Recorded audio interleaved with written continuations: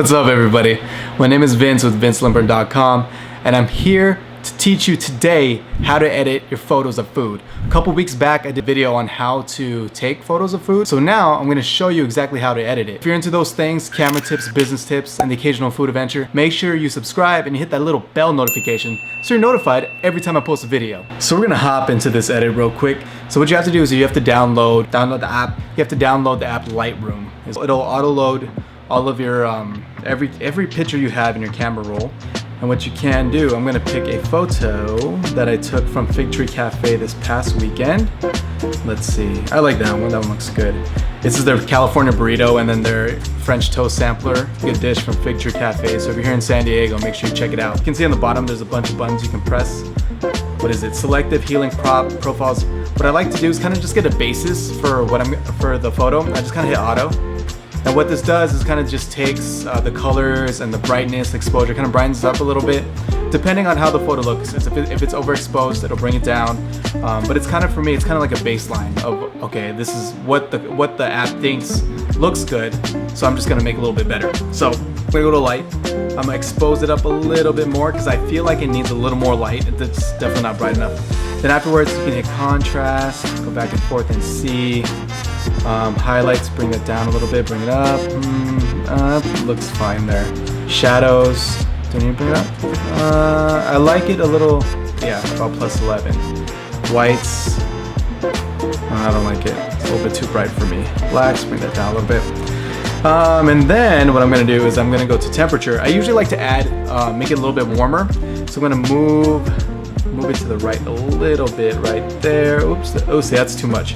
So you just want a little bit so you feel like you're in the sun. Because usually when you have photos that are a little bit warmer, you get happier emotions from it. You feel like it's a sunny day outside and you just feel good. Vibrance is actually a cool little tool because what it does is it kind of brings up the more muted colors and while keeping the more exposed colors down. So I'm gonna just play with it and see. See, it brings up the yellows a little too much. I'll leave it about right there. And saturation makes it a little more saturated. Look at that. That's ugly. That's ugly. We gotta bring that back down right there. That's fine.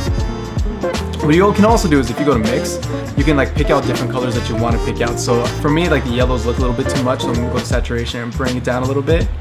I want a little bit, but not too much. And I feel like the greens, there's like an avocado in the California burrito. I want to bring up a little bit more. Let's bring up the luminance and that. Now we can luminance down. Hue right there.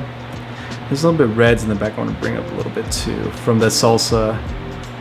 And that looks good. Do I need to do anything else? I feel like that's good.